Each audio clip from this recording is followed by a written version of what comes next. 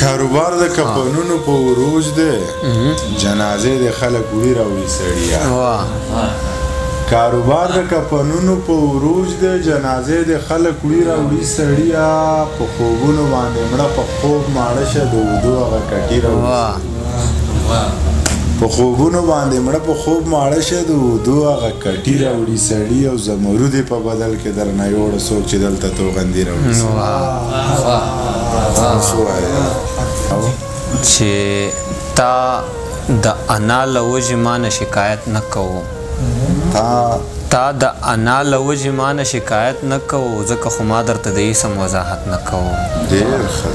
تا د انا له وجې ما نه شکایت نه کوو ځکه خو ما درته د اسم وضاحت نه کوو هلته کې یو سړي نامه د نفرت نه پیژنده هلته کې یو سړي نامه د نفرت نه پیژنده چرته چې یو سړي په نوم محبت نه کوو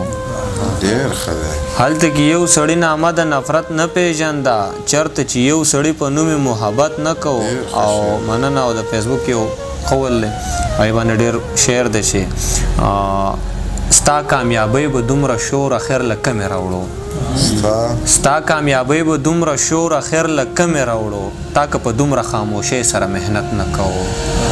ستا کامیابۍ به دومره شور اخر له کمې راوړو تا که په دومره خاموشۍ سره محنت نه کوو ما خو ټول عمر د خپل پلار د خپو تلیخ کول کړي ما خو ټول عمر د خپل پلار د خپو تلیخ کول کړي نو بیا په څه وجه بچو زما عزت نه کوو مننه او دغه یو څو نور شعرونه چې څوک به ترې څوک به راځي دنیا ده څوک به ترې څوک به راځي دنیا ده او د چا خبره چې فاني دنیا ده او ما خدا نه ویل چې ته یې ګنې ما خدا نه ویل چې ته یې ګنې ما خدا وی چې مطلبي دنیا ده ما خدا نه ویل چې ته یې ګنې ما خدا وی چې مطلبي دنیا ده او خدای چې هغه ښکلی څنګه به وي خدای چې هغه ښکلی څنګه به وي پسې مې ورانه د زړګي دنیا ده او دې کې د ښځو هیڅ حق نشته دی دې کې د ښځو هیڅ حق نشته دی دا خو تمامه د سړي دنیا ده او دغه یو درې شعر نور د اولنی شعر چې د اردو د شعر ژباړه ده چې زه منافق نه یم مکار نه یم زه منافق نه یم مکار نه یم ځکه خو دلته د چا یار نه یم او بالکل مرګي ته غاړه ږدی شم خو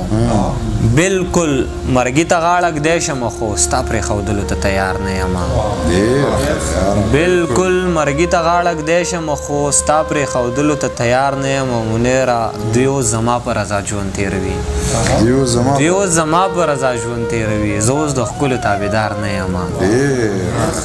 مننه دا یو غزل ما د داسې په یاد نه دی که غلط شم نو بس غلط شوی یم چې ډېر زوړ غزل دی چې سر چې ځمکه باندې کېږدې د اسمان په راز به پوه شي غني خان بابا وی هله د جهان په راز به پوه شي سر چې ځمکه باندې کېږدې د اسمان په راز به پوه شي غني خان بابا وی هله د جهان په راز به پوه شي او کاڼي منځ باندې چوي هم زنځیرونه ماتوي هم کاڼي منځ باندې چوي هم زنځیرونه ماتوي هم که یو وار د چرته وکړو د ګمان په راز به پوه شي او د بل مرګ لپه کې واخله خپل حیات ورته پیرزو کا د بل مرګ لپه کې واخله خپل حیات ورته پیرزو کا خپل ګریوان ته بیا وګوره د وجدان په راز به پوه شي او سبا سر دې خوږومه خو چې خوب وویني بل څوک سبا سر دې خوږومه خو چې خوب وویني بل څوک او تعبیر ورله خپل ورکې د ارمان په راز به پوه شي